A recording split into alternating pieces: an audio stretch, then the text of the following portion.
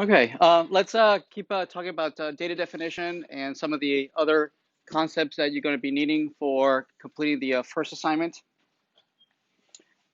So we're going to be talking about some of the basic definitions of tables, records, keys, and how they relate to one another and allow us to create the data structure. Also, we'll talk about how the database can help us establish some constraints and validate whether the data is of the correct data structure.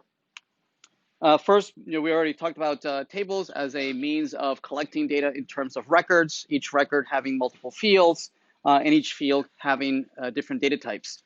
And that we should consider tables as being unordered sets. And many of the operations that we're going to be looking at in when we look at SQL, it's basically set theory. How can we join? How can we do all sorts of arithmetic set operations on different tables?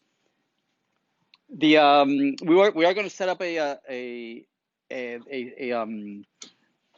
nomenclature on how we talk about the schema of the database. When we mention schema, we say we're basically discussing what is the structure of our data. How are we breaking up our data set into multiple sets of data points. Here we have 4 data sets: the students, the departments, the courses, the sections, the enrollments, and each one having these fields. Notice that they all have what we refer to as primary keys, right? Section ID, course ID, that guarantee that each data point is uniquely represented in that set. And then we said that some of these fields are actual data, like the title of a course, the department name, the student name. Those are actual data, right? Those are the data that we're trying to capture. Whereas everything that ends here in ID, like student ID, EID, section ID, those are all mechanisms for describing the structure. How are they related to one another, right? When we say relational databases, this is what we talk about, right? That we have some of these fields referencing each other, saying that this particular data set or data point is related to some other data point, right? Using these nomenclature of primary keys and foreign keys. Here's just an example of a couple of records in these 5 tables, having these values that refer to one another, like the major ID in the student 1, 2, 3, and 2, 3, 4, referring to the departments 1, 2, 3, and 2, 3, 4. And we did mention that it could have been just a nomenclature, just that we all agree that these fields are related to one another, but that. If we just go by convention, there's no way for us to validate that we're indeed following the correct structure. Instead, what we do is that we formally ask the database to enforce certain constraints and say that, hey, these fields are going to be referring to one another, right? The one that declares the unique identifier we'll call the primary key, whereas the field that refers to the other field we'll call the foreign key, right? So here's a foreign key referring to a primary key, right? So there's another one, the major ID referring to the department ID. So 1, 2, 3 is referring to that 1, 2, 3. So here we have the foreign keys referring to the primary keys on the other side. And when we tell the database this, then the database can enforce certain rules, such as the primary keys need to be unique. Also, if any foreign key is referring to a primary key, then it enforces certain rules on whether I can remove records or not, right? So I can't remove any children if I still have. I'm sorry, I cannot remove a parent if I still have a child record referencing each other. Very much like you would. Yes. So for different tables, the primary key should be different, or for one table, their primary key should be different. Yes, within a table, the primary key is one of the constraints is that it's unique, right? So you cannot have repetitions, right? You can have also composite keys, right? Where 2 fields together has to be unique, for instance, right? For instance, here in the enrollment, we can create a primary key that takes into account both the student ID and the section ID, right? Together, it needs to be unique, right? And in that case, we can enforce things such as a student not enrolling in the same section twice, right? So the combination is unique, right? But you could have the student repeating several times because a student might be enrolled in many sections, not the same section, but in multiple different sections, right?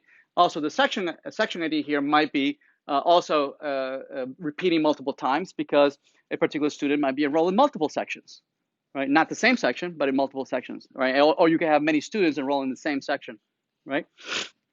But together, we can tell the database, say, hey, the combination of these two, create a composite key out of this, a composite primary key, so that I can enforce uniqueness in the combination of those two. Yes. So we call these constraints that the database can enforce on us and help us make sure that we're not inserting bad data. Yes. Since the course belongs to the department, there is no arrow from department. Because say the course belongs to the department. Because I missed it. Yeah, it should be referring to up there. Yes, thank you. What else? Yeah, so these constraints, these rules about being unique and the children referring to the parents and not being able to remove these things. Oftentimes we refer to those as a referential integrity. We are saying that the database is enforcing referential integrity, right?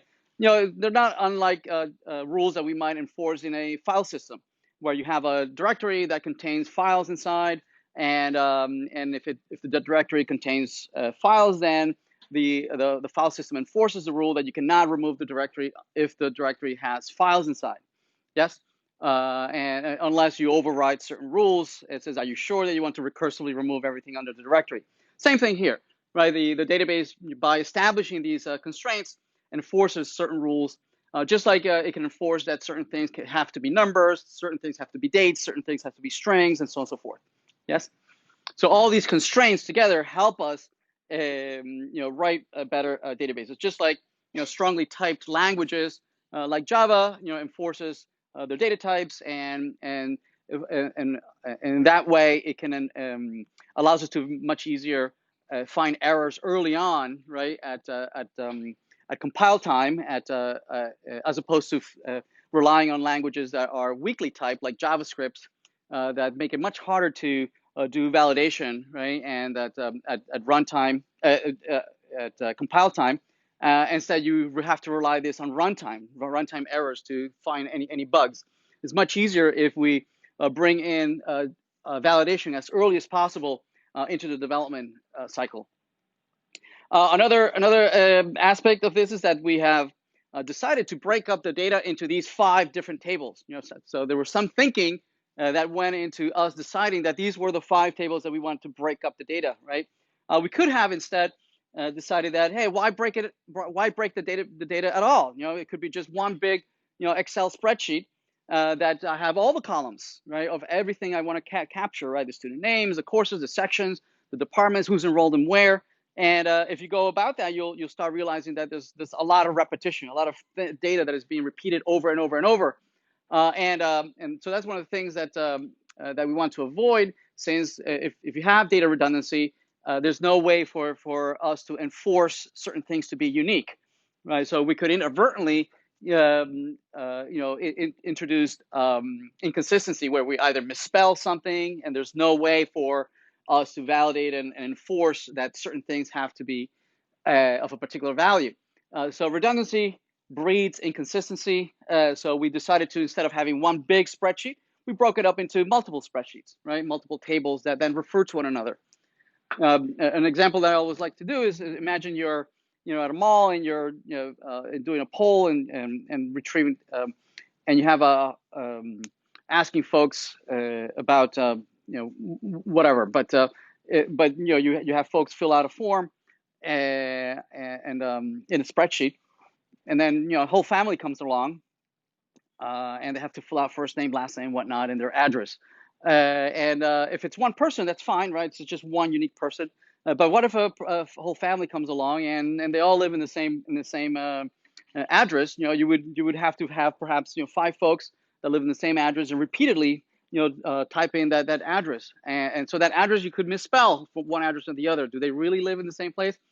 So a better solution might be to have perhaps a dedicated table that where the address is represented just once, right? And this minimizes any errors, inconsistency errors, and then have all 5 members perhaps refer to that same record where we are capturing the address just once, right? So same thing here.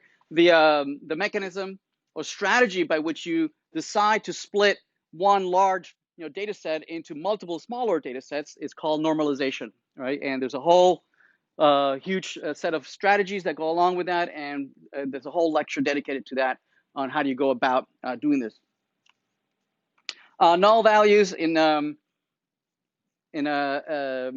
database, null values means that there is no data, right? It's not a zero, or it doesn't mean empty, or it doesn't mean, it means literally I don't know what the value is, right? And if I don't know what the value is, that means that it's either something that in a form that somebody was filling out, and perhaps it was a field that was optional, right? That they just didn't fill it out. It doesn't mean it was empty. It doesn't mean that it's a empty quotes or zero or whatnot. It's just I don't have data. So in a relational database, null values do not participate in any logic, right? You cannot ask it whether it's greater than or less than or equal to or nothing, right? As opposed to if it's zero or empty, then you have something to compare it against. Null cannot participate, cannot be counted, cannot be so be careful. Sometimes when you use it in different logic and comparisons and whatnot, you might come up with some weird results, and it might be because a field can be null, right, and it can yield a weird result. So be careful. All right, let's talk about keys.